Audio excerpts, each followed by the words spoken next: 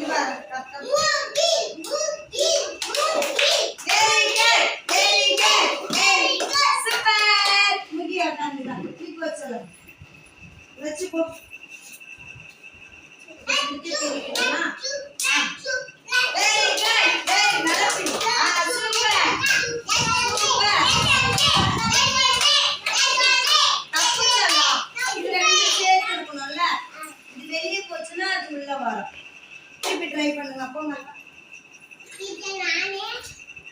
ரெண்டுத்தையும் ஒண்ணா சேருங்க. கிளாப் பண்ணுங்க, கிளாப் பண்ணுங்க. சூப்பர்.